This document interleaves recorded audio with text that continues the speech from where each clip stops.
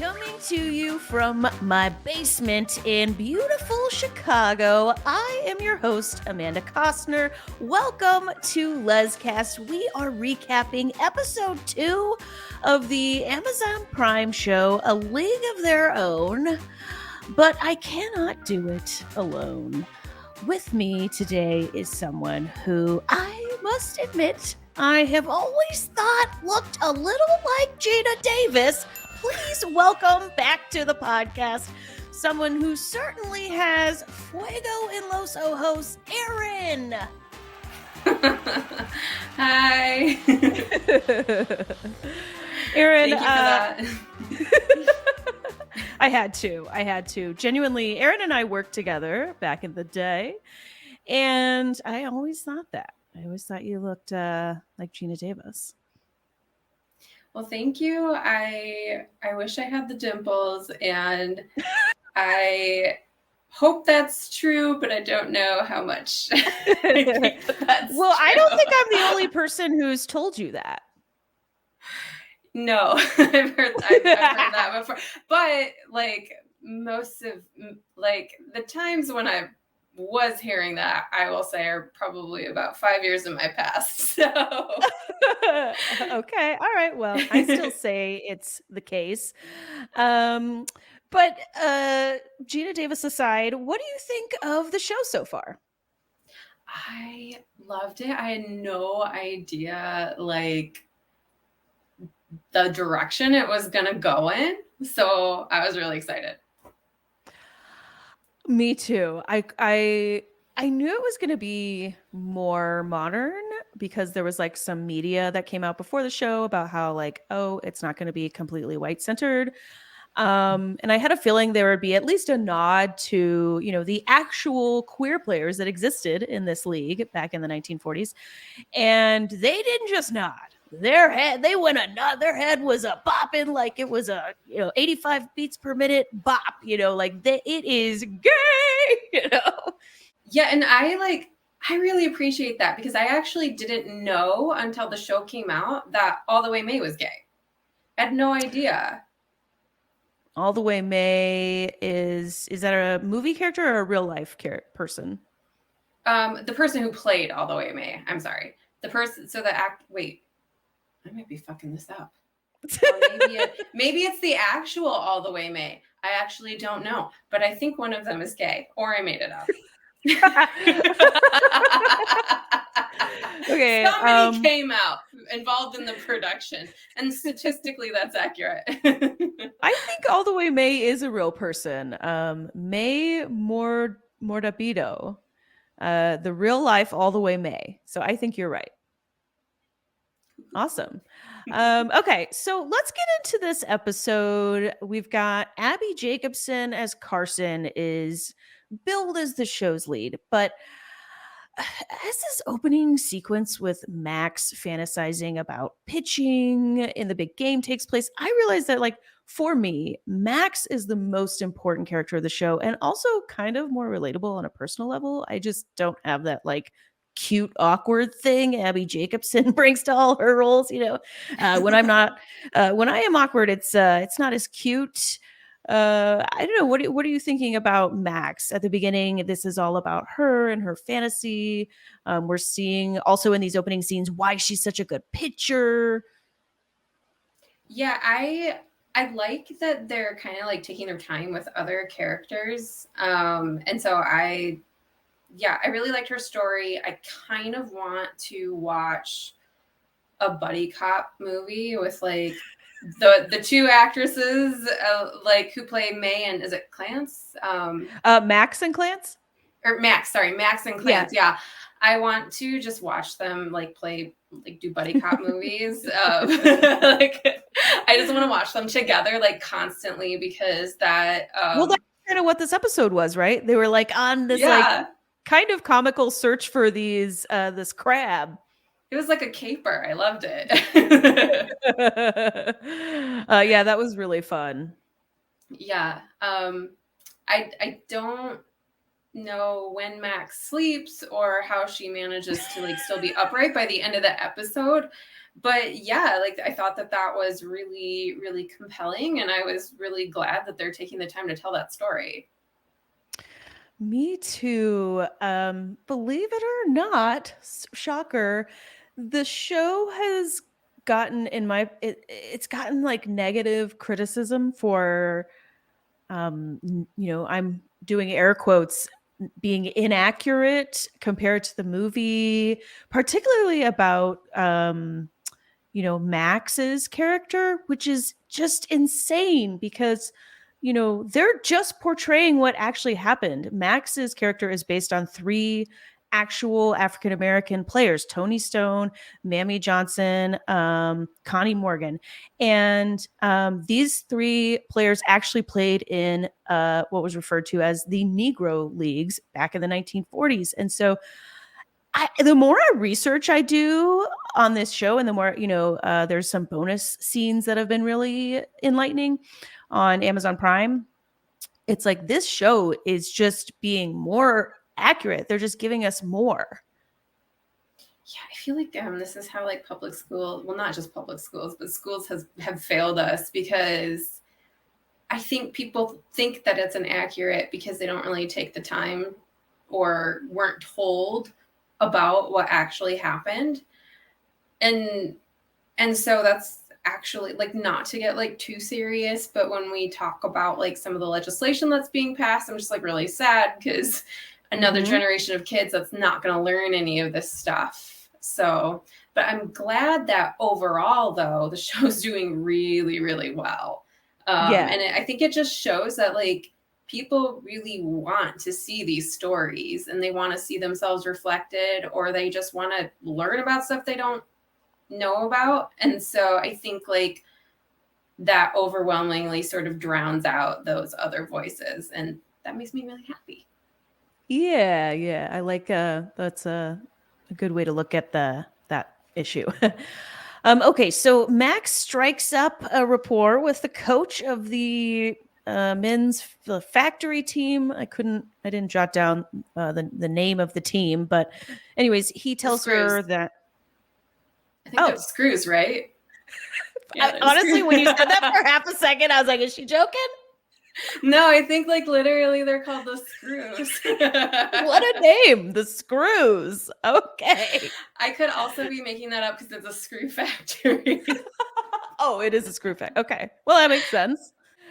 Okay. Well, the coach tells her everyone on the team has to have a job at the factory. So that kind of kicks off what her, plotline is going to be for episode 2. When we see the Peaches in this episode, they're all complaining about the uniforms they have to wear. Erin, I don't recall if you played sports or not, but nonetheless, would you play ball in a skirt? Just let your hoo-ha out there for the world to see? Seems like a recipe for a lot of pain and awkwardness. And a yeast infection, probably. And why the yeast infection?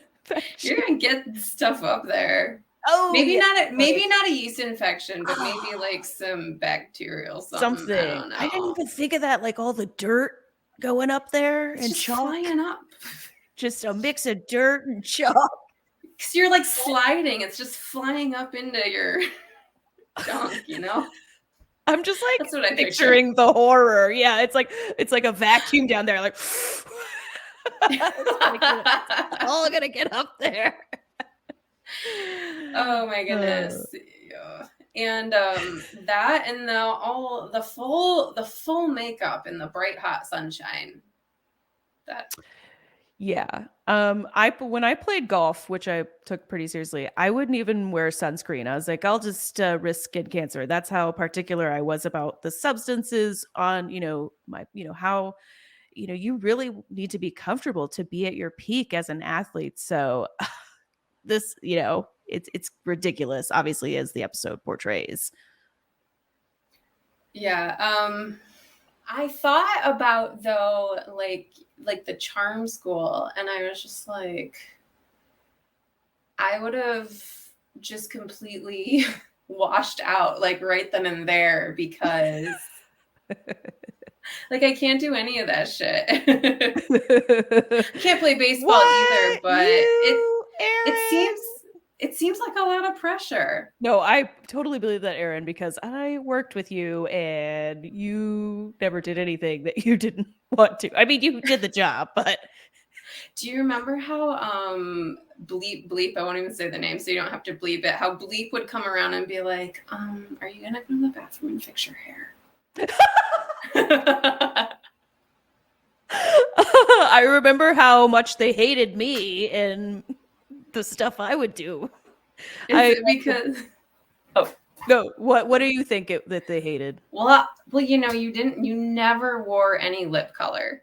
And that was Oh against the rules. yeah, dude, y'all listeners, we worked for such an old fashion company that we were asked to wear lipstick. It was quite ridiculous.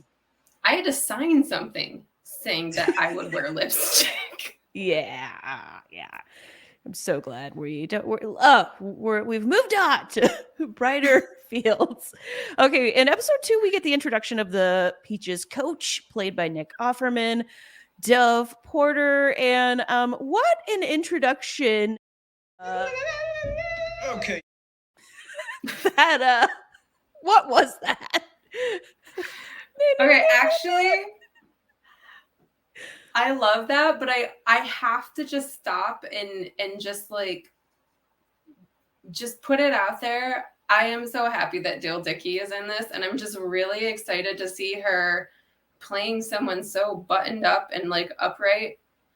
And like I always answer the question when people are like, "Who would you want to play you like in a movie about your life?" And I'm like, Dale Dickey every time. Listeners, for those who aren't aware, Dale Dickey plays she's the chaperone, right? Sarge, yeah. Sarge, is that what they're calling her? Yeah. What is she like most known for? So she usually plays character like I'll just give you some examples. She's a regular like on My Name is Earl, always getting arrested. Also, if you've seen Winter's Bone, she helps Jennifer Yes. Lawrence's Okay. character. Yeah, yeah. And that's like the type of character she plays like quite often. Like So when I saw her, I was just like so excited and I was like, yes. And she's such a good actress. Yeah, she looked familiar to me, but I hadn't recognized her the way you do. You did. You're right. It's nice seeing her in like a different light. Mm-hmm. What do you think of Nick Offerman in the role of the coach? Well, it was very different from the movie, actually. Like the exact opposite, actually. Like instead of being like the reluctant person who goes and like eventually comes around, he's like enthusiastic, but then gets shittier as the episode goes on. Mm-hmm. Yeah, and I also thought in the movie, like Jimmy Dugan is really likable, despite how grotesque he is, and how he's like like you said, like he's not into it at all. So this is like a much more low key coach who's not like taking up all the attention in the scene because you're watching him like peeing inside the locker room, you know. I forgot about that. Thank you. Avoid the clap, Jimmy. I think we're gonna see more from Nick Offerman, like with the magic. Like, what was that? I honestly like don't remember that. He Yeah. like, when Carson's kind of fangirling over him, and he like pulls the baseball out of her ear back here. You don't remember that? I remember how she was fangirling, but I was probably dealing with like, I don't know, who knows? I was probably dealing with one of the animals at that point. I might have stepped away for a moment. Anyways, it's like one of the coach is like into magic. It's one of his characteristics. I was like, oh, that's okay. It's interesting. Well, but I guess we'll see.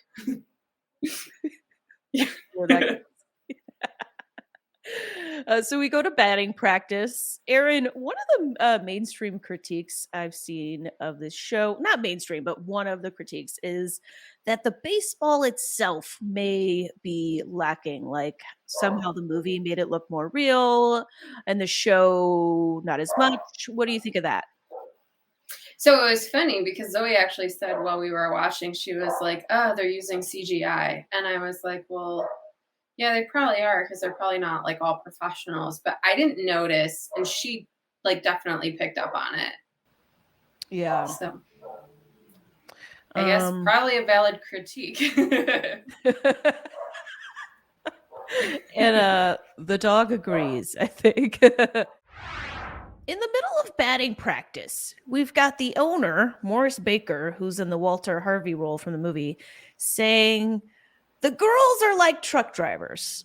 And I gotta say, there is nothing hotter than a lesbian truck driver. Am I wrong? I've never met one, but I would love to. You've never met one? Well, there's like some like I think famous lesbian TikTokers who are truck drivers, and then I used to hang out with a comedian in Minneapolis who she's a truck driver, Maggie Ferris. Y'all go check out Maggie Ferris, very funny comedian. Anyways, it's hot. Max goes to sign up to work at the factory and experiences some 1940s racism. Then let's see. After that, Erin, how hot was that batter's box convo Greta and Carson engage in during practice? Back and forth. They have like a little tete-a-tete. Oh my! So that whole thing, I love. Like, well, Greta obviously is just. Obviously. Listeners, if you can't see our faces, we both we did like what, the Grinch smile? We were like, yeah, Greta. Like, I knew I was gonna be kind of gay, but like I didn't know how gay. Oh, and Erin, Greta called me out here. Greta called me out. She said, you don't want to be left alone. God, I'm just like all knowing owl power. I loved that line she says to Carson. And it's so true. You know, Carson doesn't want to want Greta to leave her alone. Who would want Greta to leave them alone? Nobody. A robot, maybe. Her former character in The Good Life. I liked like the top vibes too. I was like, ooh, yeah. Yeah. Yeah. Oh. Carson gets a phone call from her sister Maggie, who lets her know the town is gossiping about her not having babies soon enough and running off to play baseball. Very unsupportive. Yeah. Later, Carson asks Greta if she's trying to get in her head. What do you think, Erin? Is Greta playing games with Carson? I think Greta's playing games with other people, potentially. Well, like who? Like well, maybe this is just like gay wishful thinking, but I'm just like every guy she's playing games with. As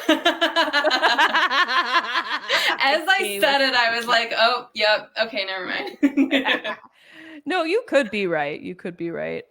Because it's definitely, going back and forth between giving Carson attention and giving like various men attention. So that's a possibility. Yeah. Yeah, I don't even know if Greta knows whether she's playing games or not. Maybe it's subconscious at this point. She's so flirty.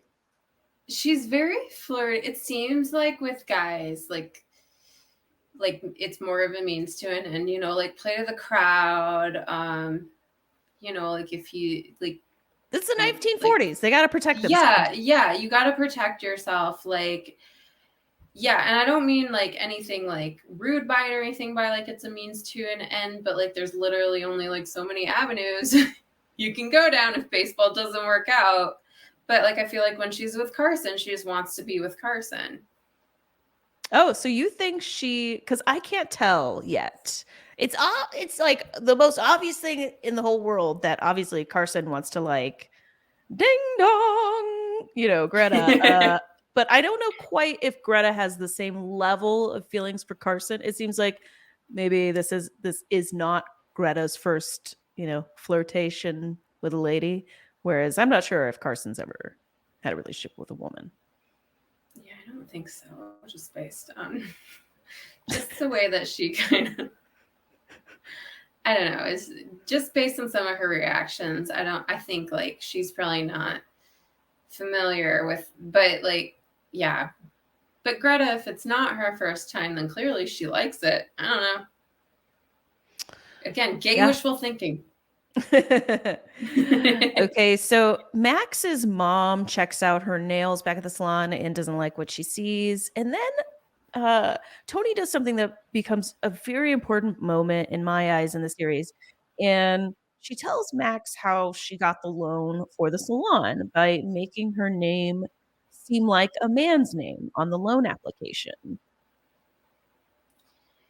Yeah. Like, honestly, like there was a part of me that was like, part of me was just like, that's right, like don't follow your dreams. This, your mom worked like so hard and this is like how you're gonna get through life. Wow. And then I was like, no, because Max is in like the 2% of people, she's gonna make it work. So I think you're just a much more empathetic person than me because that didn't even occur to me. I'm just like, Max, do whatever you want. Screw your mom. yeah. But of course, her mom is like, how could her mom know that her child is like about to be the like first, exception? All of this is like a lot of firsts. This is the first. They say in the pilot episode, like, oh, this has never happened before. We're seeing a lot of firsts during this period in our country's history. Yeah, and yeah, like I came around kind of where you are to like, if you gotta try shit.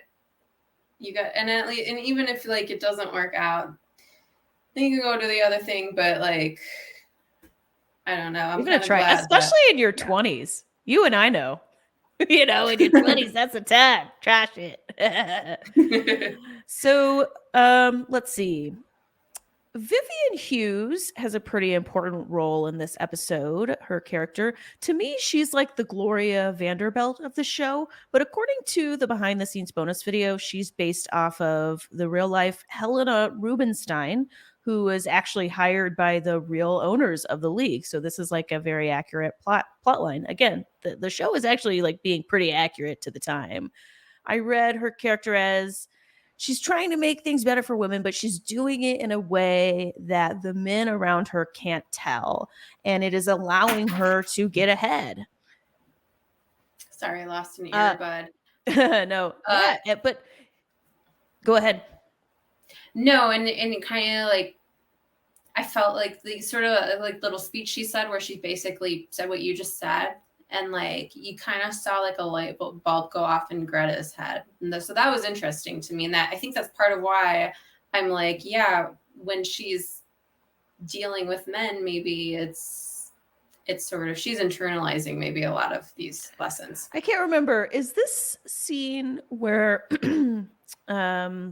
Vivian Hughes tells them that speech? Is this before or after Greta has the line where she says, they're doing this so we don't look like a bunch of queers?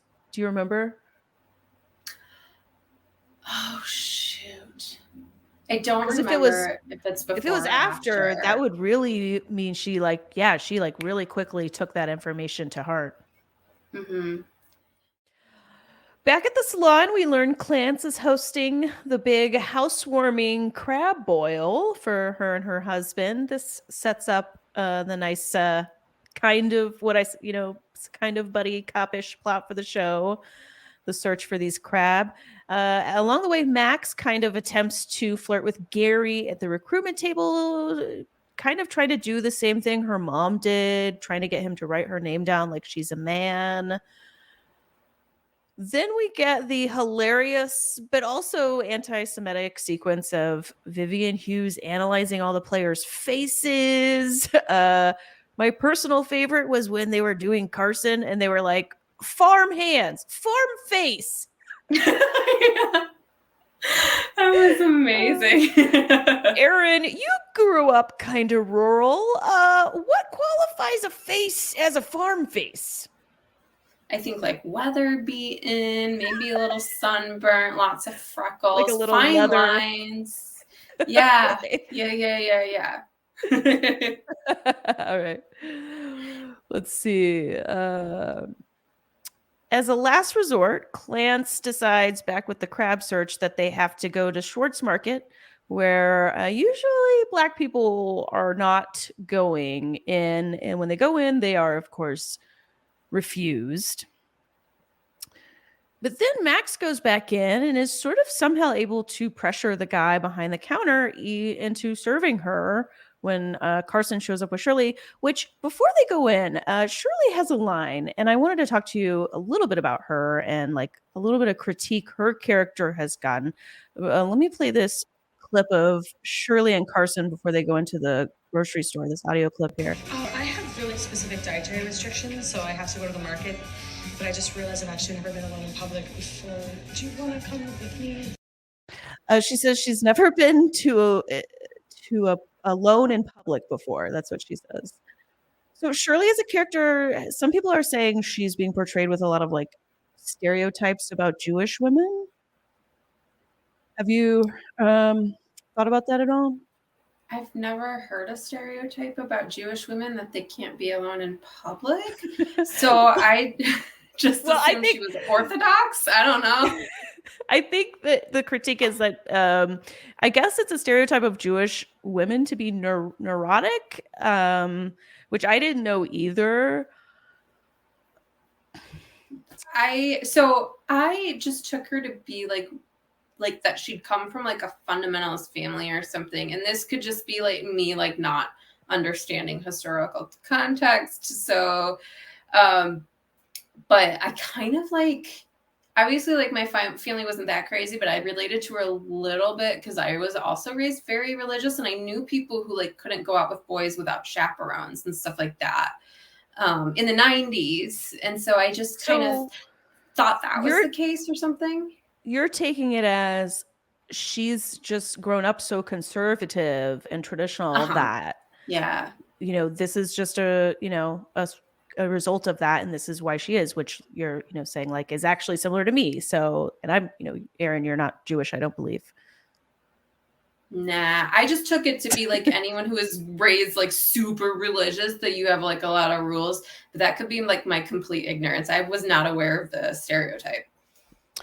Yeah, I can't really comment on that too much. I will say I did actually find the line a little out of place because I didn't know if it was believable. I was like, well, how did you get to the tryouts? Did somebody go with her? Wouldn't she have been alone in public? I was like, oh, but maybe I don't know what I'm talking about because it's the 1940s. Yeah, I never thought, how did she get there? That is a good question. Maybe she snuck. She's sneaky.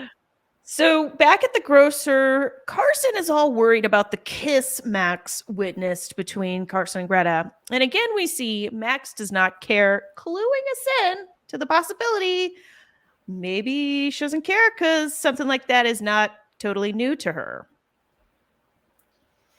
Maybe if I had been Carson, I would have just been like, you didn't see me, it was dark. It's dark outside, you didn't see me, that wasn't me. You would have been like, oh, you didn't, your eyes aren't good. No, you would have been like Danny DeVito and My Cousin Vinny. Like you just would have totally broke down the imperfections of her vision. Yeah, she'd be like, how did you know to tell me I didn't see you? And I'd be like, I don't know, I gotta go. Well, finally, the first game of the season comes. I really liked the shot of the teams filling in. I've been pretty into the cinematography of this show. Probably my favorite moment of the episode is when Clance's husband comforts her after her terrible day. After the pilot, I was like a little like, on Guy, but this scene got me. I'm an official Guy fan, Guy the character fan. Yeah, it was really sweet. And I was like thinking about it. I was like, man, if Zoe did that, I'd be like, no, I just want to be mad right now. So I'm glad it was her, not me, because it was a really sweet scene. That doesn't work for you when you've had a really bad day? I just like need a minute by myself to be mad. Don't come to me with a pretty dress. Give her a minute, okay? Yeah. That was kind of funny how he was like, "Oh, look at this. This totally matches your eyes." I don't know what he said, but It did he was match on it. your eyes. He was right. Back at the game, we get some nice, interesting plays. I thought episode 2 actually did better at showing more of the baseball itself in a way that was a little bit more substantial than just like, oh, this is like fun scenes they're going to put in the trailer. But back at the game, they portray the risk, I think. They show some successful plays. And then what I thought they were trying to do is they were trying to show how sometimes if you metaphorically play ball the way Vivian Hughes is sort of telling them all to do, then you could risk experiencing something I feel like a lot, of us have experienced as women, which is that sometimes if you try to appeal to men using their attraction to their bodies, it can backfire. And on top of them not giving you respect, then you also feel this humiliation, feeling like a piece of meat. And they really went hard on this with the guy in the stand. I think at one point he's like yells at Greta to sit on his lap. I mean, it was pretty gross.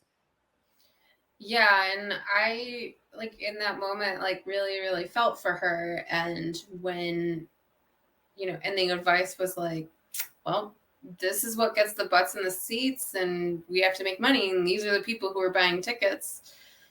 I think that's another reason I would wash out like day one. I would just not, I couldn't. No, I just couldn't. And again, like you just kind of see her, like how she kind of internalizes this message of basically, here's how I got rich and got my trophy husband by kind of like playing this game.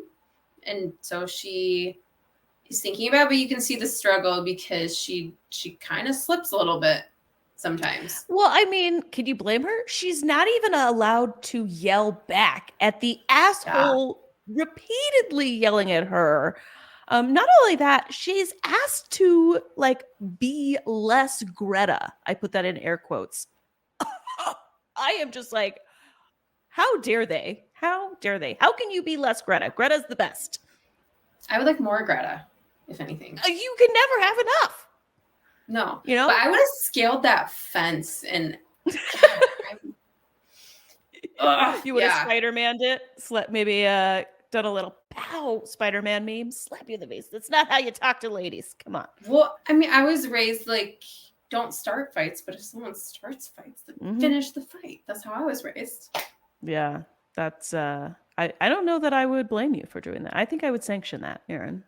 Thank you. If that was us. Thank you. I would do it in perfect lipstick, so it would be hot. So it would be hot. I was just gonna say sanctioned by both CUI and so you weren't breaking any rules.